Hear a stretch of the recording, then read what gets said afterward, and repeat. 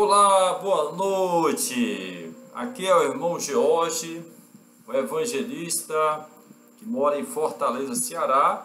Nós estamos em Fortaleza, Ceará.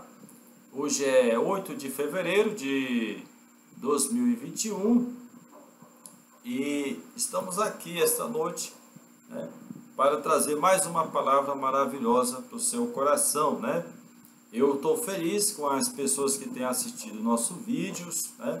Parabéns por estar assistindo. Eu queria ouvir seus comentários, né? Quero saber o que você tem achado dos comentários, do que tem sido falado aqui. Sua opinião para mim é importante, tá bem? E hoje nós vamos falar sobre um assunto importante, o Talmud. O Talmud, né?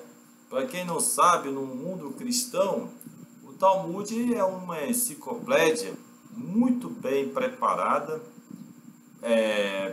muito importante, dos judeus. É a maior fonte riquíssima de informações que ajudam os judeus a desenvolver sua fé, baseado num comentário dos sábios, né, dos sábios judeus. Mas eu não vou falar do conteúdo do Talmud, porque é vasto, é muito vasto, né? E para ele estudar aquilo ali, né, aquela maravilha de informações, é um estudo de longos anos. Mas hoje, esta noite, nós vamos falar sobre o Talmud, no que ele fala em relação à pessoa de Jesus, né? Que lá não tem esse nome Jesus, lá tem um nome chamado Yeshua, que eles atribuem ser o Jesus do mundo cristão, né? Tem essa diferença, Yeshua e Jesus do mundo cristão. Esses nomes são diferentes. Um é de origem helenística, dos gregos, e o outro é de origem aramaica ou hebraico, né? Yeshua, né? Mas lá Yeshua, que era um nome comum, um apelido lá na época, né? Eles têm suas razões por colocar no Talmud essa expressão. Então, eles supõem que ali, naqueles relatos, né, que está lá, fala-se de Jesus. E muitas vezes, o que se diz lá tem mais peso de credibilidade para o povo judeu do que o que se diz nos quatro evangelhos dos livros dos cristãos, né? Dos cristãos. Então, os conteúdo dos quatro evangelhos não tem valor para o povo judeu, né? Mas o que se fala no Talmud sobre Jesus, esse sim tem peso. Então, a credibilidade é maior do povo judeu, principalmente no que se refere ao grupo religioso ortodoxo, aqueles que são mais dedicados, né, ao judaísmo, né? Os outros também são, mas existe a ortodoxia, né, que é aquele que segue mais a rixa, né, a risca, né, as escrituras sagradas e o livro do Talmud. Então hoje o tema é esse, o Talmud, o que ele fala sobre Jesus. Eu não vou falar todos os aspectos, mas alguns que eu peguei aqui, que vai ser muito importante. Mas será que o que diz ali refere-se a Jesus? E se refere a ele, será que é verdade, né? Então vamos saber esse assunto, tá bom? Mais uma vez eu quero parabenizar os nossos irmãos que vêm acompanhando nosso canal. Por incrível que pareça, fiz umas pesquisas e descobri que o YouTube me revela que tem muita gente fora do Brasil que está assistindo os nossos vídeos do canal Maria Cristina.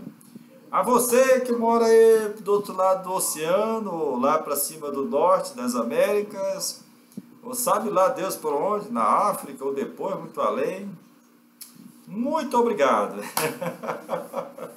Muito obrigado mesmo. Olha, se você puder dar um comentário lá na sua língua original, deve falar português, porque eu falo português. Dê seu comentário para que eu possa saber a sua origem, né? De que nacionalidade você é, e está, de qualquer forma, prestigiando o nosso canal. Não sei se está concordando, mas está prestigiando. Parabéns, muito legal mesmo, viu? Se Deus me permitir, eu estiver por aí, vou falar com você. Mas voltando aqui ao assunto que nós temos que falar, né? Olha, o livro do Talmud, né, eu não vou contar a história, mas se os judeus sabem, o mundo cristão que não sabe. Ele foi a melhor coisa que aconteceu para o povo judeu, né? Pós-destruição do templo, né? Quem assistiu o meu vídeo anterior, eu entrei em muitos detalhes da forma escabrosa como Hashem, o Deus de Israel, o Deus dos judeus, o nosso Deus também, ele destruiu sua cidade santa, destruiu o seu templo maravilhoso, deixou o seu povo a sucumbir, né, àquela violência extrema, né, de se matarem. Eu comentei muito no vídeo anterior, assista por favor, né, que tem relevância com o que está acontecendo hoje no meio dos rabinos, né, que estão tendo um probleminha aí. Veja lá o vídeo anterior a essa data desse aqui. Pois bem, acontece que quando houve a destruição do templo, no momento que estava ocorrendo a destruição do templo, a destruição estava cercada, Jerusalém estava prestes a ocorrer a invasão definitiva, né? Havia lá um sacerdote, né, muito especial, cujo nome é Zacarias Ben Zakai, e ele fez uma artimanha muito inteligente, suicida também, né, para sair de dentro de Jerusalém, porque os portões estavam fechados e os zelotas que estavam lá assassinando, né, os judeus, e o ódio deles contra qualquer sacerdote era devastador. Então, Zacarias Ben Zakai sai fingindo que está morto, né? E seu enterro ocorrer longe dos muros de Jerusalém. E eles deixaram o suposto morto sair. Ele saiu, como nós sabemos. E lá ele conseguiu falar com o Vespasiano, o Vespasiano, né? Exatamente. E falou uma profecia maravilhosa para o Vespasiano, que deu certo, aconteceu, e ele pediu ao Vespasiano que deixasse ele fundar uma escola judaica, né? E assim ia começar um novo movimento para ensinar, porque Zacai ele tinha preocupação que, apesar da destruição que estava acontecendo, que as informações obtidas, aprendidas sobre a Torá, sobre o que vem dos sábios, tradição oral, não fosse perdida e que continuasse a haver. Então ele sabia que a destruição ia ser feita e o general Vespasiano o nomeou a ser responsável. Naquele tempo, inclusive para alguém assumir o papel de sacerdote, de sumo sacerdote, tinha que ser alguém da escolha. O critério ali era se fosse do agrado do governador, né? Romano, principalmente romano. E Vespasiano era também o governador romano ali, e general de guerra, né? E ele concordou, não, você vai ser o novo líder espiritual do povo judeu. E em cima, não trocou tanto todo detalhe, que claro que o judeu sabe melhor do que eu, e ele se tornou responsável. Olha, naquele mesmo período, começou a escola rabínica sobre a administração dele, e ele veio a ideia de escrever as tradições orais. Em vez de ser apenas oral, agora vai ser escrita, né? Para não se perder, né, aquilo que se aprendeu. Morreu muitos sacerdotes, e junto com eles morreu a sabedoria, morreu muito aprendizado, muitos anos de estudo foram mortos, pessoas morreram de fome, morreram assassinadas em Jerusalém. Então, viu-se ali o perigo de se perder toda aquela sabedoria judaica. Eu repeti muito esses temas, né? E ali começou. Pois bem, e ele começou a planejar a forma como ele iria fazer isso. Nesse tempo, surgiu um outro personagem muito importante, chamado Rabi Akiva. Rabi Akiva. Olha, Rabi Akiva, ele para mim, ele é a resposta de orações do povo judeu, né? Irmão Jorge, que isso tem a ver com o Talmud e que isso tem a ver com Jesus, né? Eu tenho que falar de Rabi Akiva, porque Rabi Akiva também foi o que contribuiu para esta obra literária, né? Embora ele viveu ainda estava no primeiro século, indo para o segundo século, o livro Talmud foi escrito no terceiro século, né? E só que esses homens contribuíram para isso acontecer, né?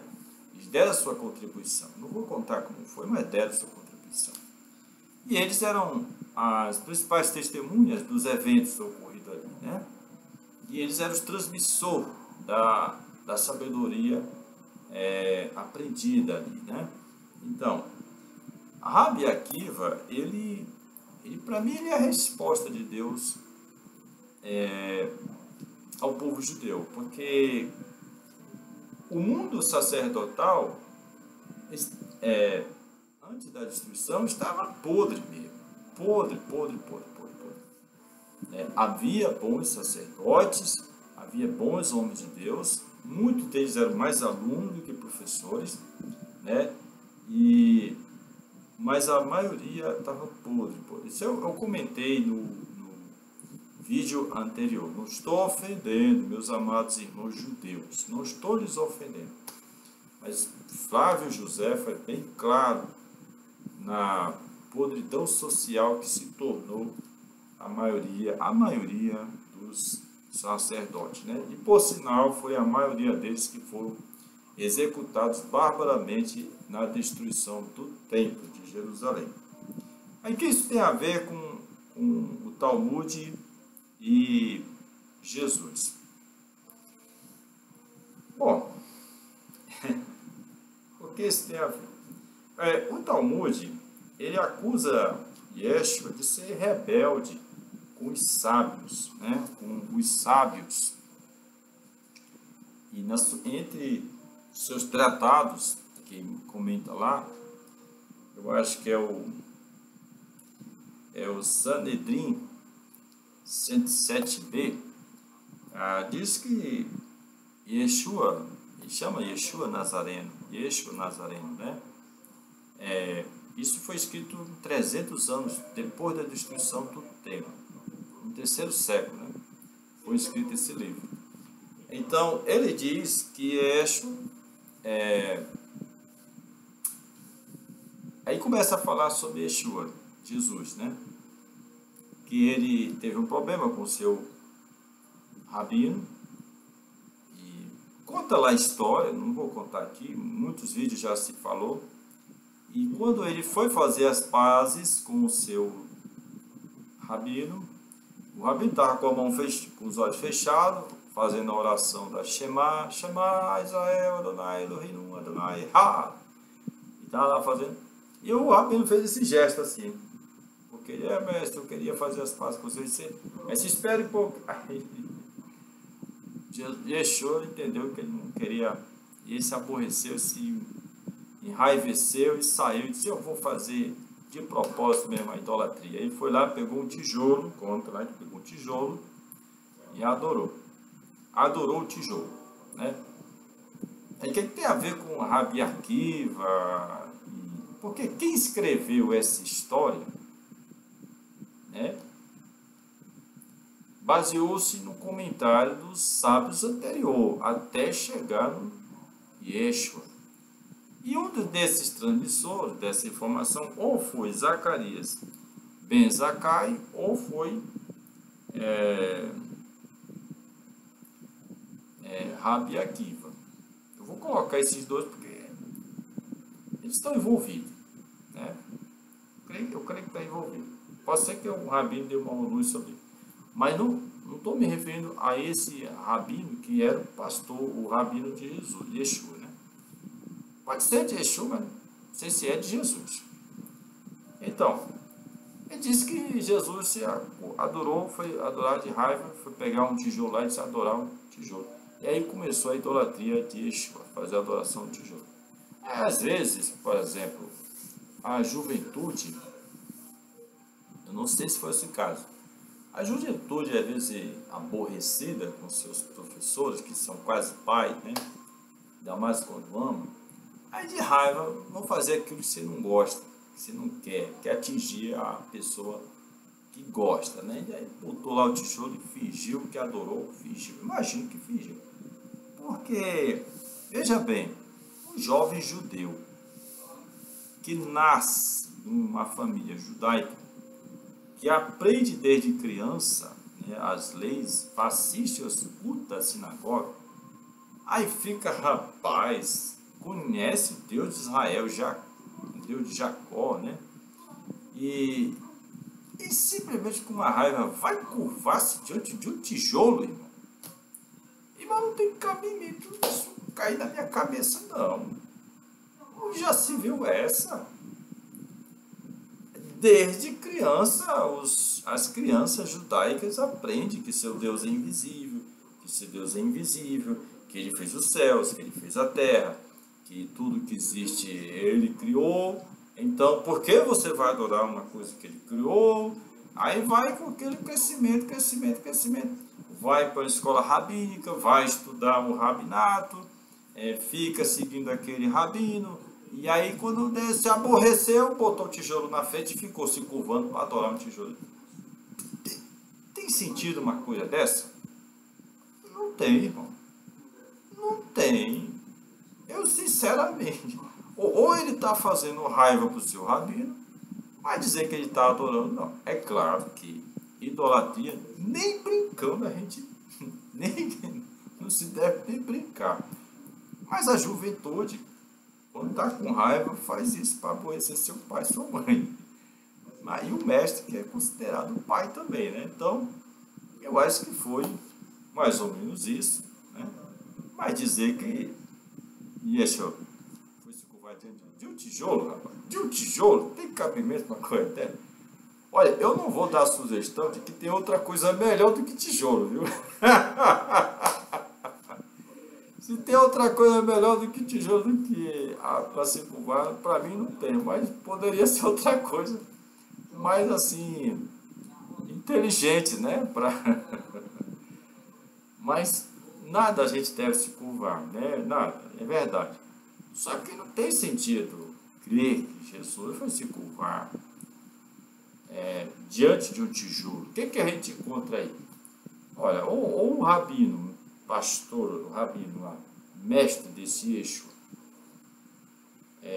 levou muito a sério o caso, também, levou muito a sério o caso, e pegou isso aí, usou como prova, né?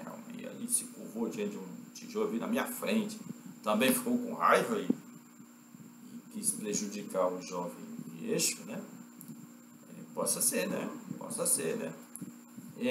Mas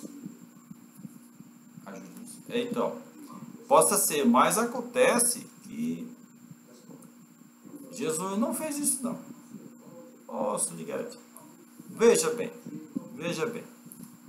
O registro dos evangelhos, que eles têm mais consistência no relato histórico a respeito do homem Jesus, diz que aos 30 anos de idade, já homem, 30 anos de idade, ele se apresentou a João, seu primo, que era sacerdote vestido como se fosse o profeta Elias, dentro do Rio Jordão, se batizou ali. Segundo o ensino de João, o batismo era para a redenção, era o arrependimento de seus pecados. Então, as pessoas mergulhavam, se erguiam. Yeshua, ele se levantou ali, né?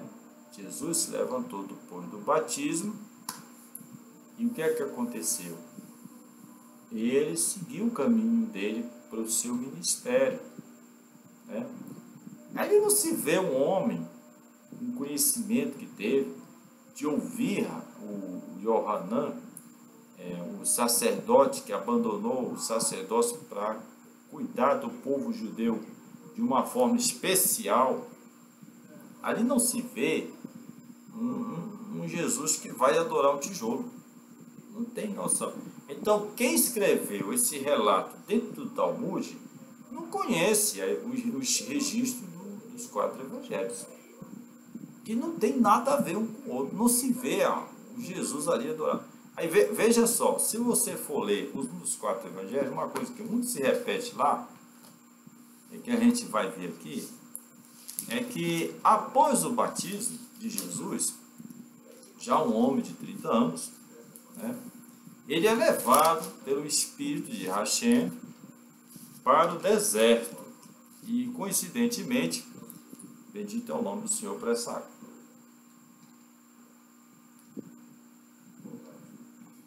Foi bem. Amém. Ele é levado para o deserto e passa ali 40 dias em jejum, fazendo reflexões espirituais. No fim dos 40 dias, conta o registro lá, né? No fim diz que aquele anjo da morte, o povo judeu é chamado de anjo da morte, para nós é chamado de Satanás, né? É o anjo da morte. Ele aparece para Jesus, se apresenta e fala com Jesus. Aí veja a resposta que Jesus deu. E chegando-se a ele, o tentador disse: se tu és filho de Deus, né, manda que estas pedras se tornem em pães. Olha aí, prática de magia, né? Usar o poder de Hashem e transformar em pão para comer, para saciar a sua fome. Ele, porém, respondeu e disse: está escrito. Olha só o homem Jesus nos evangelhos, né? Está escrito, respondeu para a criatura fantasmótica, né? Espiritual, que estava tendo aquela comunicação com ele. Nem só de pão viverá o homem, mas de toda a palavra que sai da boca de Hashem. Está em Deuteravim, é o nome do Deuteronômio, né? O 4º livro do Pentateuco, da Torá, né? Então ele usa essa palavra: nem só do pão viverá o homem, né? Então, o diabo o transportou. Aí veja você, essa é a resposta que ele deu, usou as escrituras. Aí diz que o diabo transportou ele para o alto do templo, na narração aqui.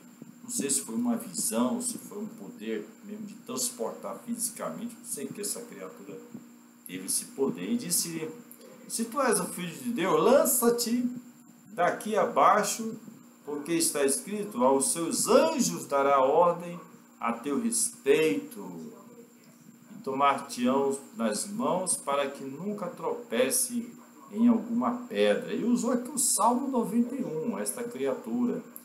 E está lá no Salmo 91 essas palavras mesmo, né? Que o Eterno envia seus anjos para, como está dizendo aqui. Porém, Yeshua, Jesus, novamente responde para a criatura.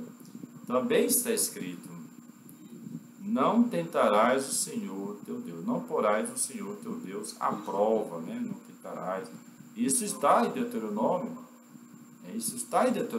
né? Ele usou o texto da Torá para replicar a esta criatura maldosa. Ela não satisfeita, essa criatura fez outra investida em Yeshua, que estava à beira da alucinação, né? A pessoa que está 40 dias sem comer, está em visão espiritual profunda, está no seu subconsciente ali, né? E disse-lhe, novamente o transportou o diabo, agora chama o diabo, né? A um monte muito alto e mostrou-lhe todos os reinos do mundo e a glória deles. E disse: tudo isso te darei se prestares e me adorares. Aí olha lá, o diabo ofereceu coisa boa para Yeshua. Riquezas, poderes, governo, poder, enfim, ser super poderoso mesmo, né? E olha a resposta de Yeshua. Então disse Jesus, Yeshua: vai-te, Satanás, porque está escrito: ao Senhor teu Deus, ao Senhor Adonai, teu Deus, adorarás, e só a Ele servirás. Né? E aquela criatura saiu de perto, então Deus, o Eterno, realmente enviou anjos e deu a ele comida e bebida para ele beber. Está aqui o relato importante. Está no livro de Mateus, está no livro de Marcos, né? E provavelmente está no livro de Lucas. Então ali você vê que quem escreveu essa informação no Talmud, de que Yeshua se curvou diante de um tijolo, não conhece essa história aqui. Que pelo que a gente vê, Yeshua não tinha essa disposição de estar se curvando. Se fosse assim, um tijolo, brincadeira. Isso aqui é querer humilhar demais o Jesus, né?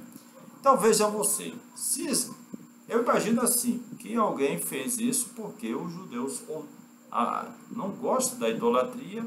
E quando se imagina que Yeshua teve a coragem de se curvar diante de uma coisa tão insignificativa, que é um tijolo, feito pela mão do homem, passado por um forno, aí diz assim, esse homem é muito desprezível, né? Aí cria uma repulsa muito forte sobre este Jesus, né? Então, o objetivo de quem passou essa informação foi justamente essa, mostrar quão repulsivo é a pessoa de Jesus. Aí, pronto, coloca essa informação dentro do Talmud, que é um dos livros, para mim, é um dos mais importantes livros sagrados para o povo judeu. Um povo excelente, um livro excelente. Não deveria ter uma informação dessa, porque não condiz com o relato dos 4 evangelhos, e nem dos outros evangelhos, que é apócrifo. Se você for ler os outros apócrifos, Jesus jamais ensinaria uma coisa dessa, jamais faria uma coisa dessa, né?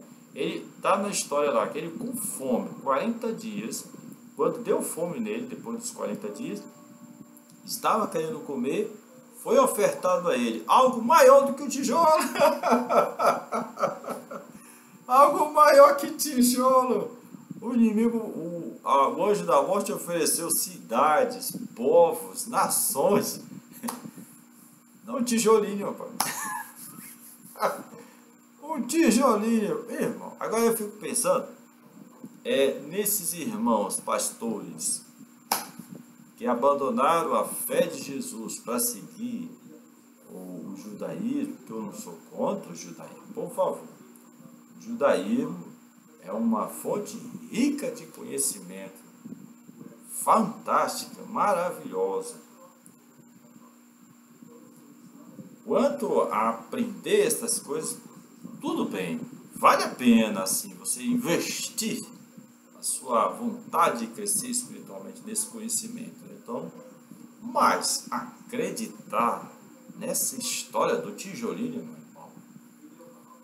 irmão, meu irmão, por favor, você vendo esse relato aqui dos 4 evangelhos, né, falando de como foi a prova que Jesus faz, como ele resistiu ali àquela prova de fome, né, e não se curvou diante de um espírito que ainda é maior do que um tijolo, né? Aí você vai acreditar numa história dessa de que Jesus se curvou diante de um tijolo? Meu irmão, ainda mais uma história assim, contada com brincadeira, né? É trocar o certo pelo duvidoso. Agora tem um porém. O duvidoso aqui, ele está dentro de um livro sagrado. Isso que é interessante. Que não deveria estar. Olha, não confunda minhas palavras. Como se eu estivesse desprezando o conteúdo que é de excelente qualidade, o ensino do Talmud. Isto, para mim, eu tenho que ter respeito, porque é a fonte especial de conhecimento e enriquecimento da fé judaica. Mas esse relato de Jesus, neste nesta questão aqui, é como se fosse uma informação impura, dentro de algo puro, né? É algo que não tem nada a ver, que não deveria estar lá,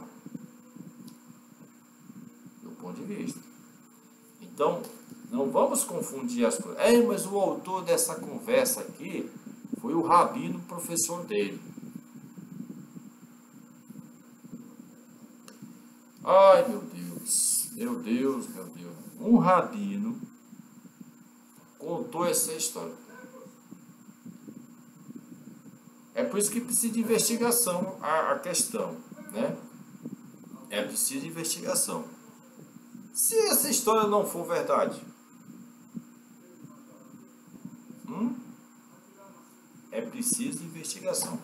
Porque, ó, veja bem, existe um mandamento na Torá, as 10 palavras de Deus, eu acho que é a nona, que diz assim: não tomarás falso, não levantará falso testemunho contra o teu próximo. E segundo o relato do rei Salomão, se tem uma coisa que o Eterno não gosta, é a falsa testemunha. É aquela pessoa que fala mal de outra pessoa para destruir a imagem daquela pessoa. Ainda mais vindo de uma fonte que a gente deve ter todo respeito e confiança no rabino, né?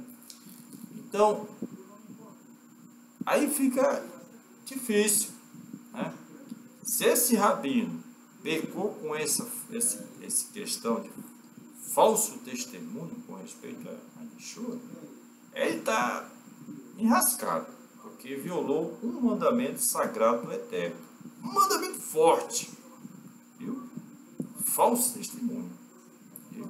E você que repete a história sem fazer a investigação, né? Eu acredito porque está aqui um dos livros mais importantes da minha nação, que é o Talmud, um dos livros mais importantes. Por isso eu tenho que acreditar. Peraí, não é bem assim, né? Primeiro porque Yeshua, ele não é aquela pessoa que não recebeu destaque nos escritos dos sacerdotes pré-destruição de templo. Eles não registraram a história de Yeshua ali, né? É por isso que há uma falta, há um buraco, né, na história, não há relato. Ninguém escreveu nada sobre Yeshua da parte das autoridades oficiais sobre Yeshua no primeiro século, né? E se houve algum escrito ali sobre a condenação, a execução da morte dele ali, foi destruído com fogo, porque os zelotas botaram fogo nos documentos da cidade de Jerusalém, né? Então, qualquer documento ali foi pego fogo, qualquer documento registrado ali, né? O que eu quero dizer para você é que não havia interesse de registrar nada sobre Jesus. Queria que ele apagasse, que ele desaparecesse da história, né? E Flávio Josefo também conta no seu livro, Flávio Josefo, ele diz que existem interesses para se escrever algo sobre alguém e depende muito do escritor. Se o escritor quiser contar o fato como tem que ser contado, ele conta, senão ele conta da forma melhor para agradar quem ele quer agradar, né? Então, Yeshua não era interessante escrever nada sobre ele, né? Porque a seita dos nazireus, ela questionava o julgamento e a condenação que Yeshua recebeu, né? Inclusive, no Talmud, também diz lá que Yeshua foi enforcado, ia ser apedrejado, acabou sendo enforcado. Está registrado lá no Talmud, né? E aí, enforcado,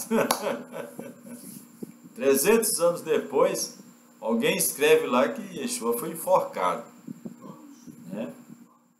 Aí você vai lá nos livros mais antigos, nos livros romanos, Plínio e nos documentos lá de Roma, fala-se de crucificado. Então, a história mudou muito, ficou distante, a história real ficou distante, né? porque foi tradição oral, um passando para o outro. Então, houve uma contorção e perdeu-se o fenômeno, o que realmente aconteceu, né? Então, foi enforcado. Outro diz que foi apedrejado. Mas não tem nada a ver com o registro dos evangelhos e dos livros mais antigos, que está relacionado aos evangelhos. Então, aí, quer dizer, mais uma informação incorreta, né? Então, o que acontece? Eu creio que, baseado nessa explicação aqui, que há um mal entendido, né? Houve assim um propósito dentro do judaísmo de alguém maliciosamente introduzir essa informação negativa de Jesus mentirosa, né? Mentirosa, não tem base, e violando um dos mandamentos do Eterno sobre a falsa testemunha, né? Tá vendo? Então o caso é sério, né? Eu não estou entrar assim muito no assunto do Talmud, tudo que é o Talmud, não. O Talmud é maravilhoso. O Talmud é importante. Eu ia falar do Rabi Akiva, que provavelmente é um dos que contribuiu muito para a existência do Talmud. E Rabi Akiva, ele não pode nem falar de Jesus, porque ele era analfabeto, morava em uma cidade na terra de Israel, só veio estudar 5 anos depois que Jerusalém foi destruída, à idade de 40 anos. Ele era mais voltado para o trabalho de pastor, né? Ele só veio se despertar para a fé mesmo, conhecimento da Torá, nos anos 75 ou no ano 80, e estudou 12 anos, depois mais 12 anos. Então assim, ele teve a formação completa de rabinato lá para os anos 90, já no final do primeiro século, né? Então, o que ele sabia sobre Yeshua? O que ele sabia sobre Yeshua? Aí, se você voltar para trás, antes de ele estudar, os documentos lá da Torá, de aprender a ler e escrever, conta a história que Rabi Akiva, ele tinha uma raiva de rabinos. A história dele diz que ele tinha raiva de rabino. Aí, por que ele vai ter raiva de rabino? Porque rabino tinha moral naquele tempo. Rabino tinha outro sinônimo, né? Desagradável para o coração de Rabi Akiva. Por isso que ele repulsou, ele rodeava mesmo. Ele não tinha interesse. Mudou a cabeça dele quando ele foi ver que os rabinos são portadores de informações importantes. Mas o conceito dos rabinos serem corruptos era real e evidente antes dele estudar, né? Antes de estudar. E isso coincide com os relatos dos evangelhos e com o relato de Flávio José da corrupção que corria solto no período pré-destruição do templo, né? Tá entendendo? Então, o Rabi Akiva, ele tinha um conceito desagradável dos rabinos, tá bem? Mas então, resumindo aqui, o que ele sabia sobre Yeshua? Aí entra outro detalhe. Como a seita dos nazireus já não estava mais em Jerusalém, e eles eram um dos que questionavam o julgamento, e sabe como é, a família não ficou satisfeita com a morte do filho, né, do rapaz de Yeshua, e acha que os sacerdotes no Sinédrio erraram, não pode questionar, não estão de acordo, já está morto mesmo, né? Se Deus fez errado lá, vou pagar com o Hashem. E pagaram com o Hashem. Pagaram pesado, viu? Mas fica difícil ele querer falar mal do Sinédrio, porque o Sinédrio é uma corporação sagrada, né? E embora os membros podem ser corruptos, mas o sistema do Sinédrio é uma coisa sagrada, né?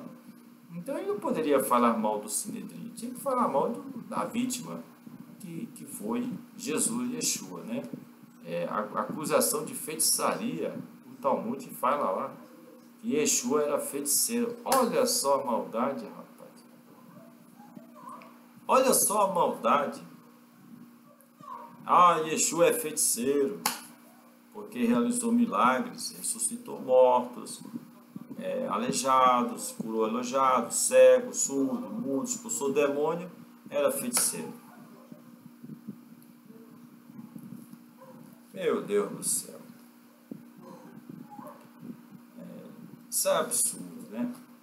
É absurdo, né? Olha, se bem que Moisés era tido como feiticeiro também, viu? Os outros povos da terra consideravam Moisés um grande feiticeiro.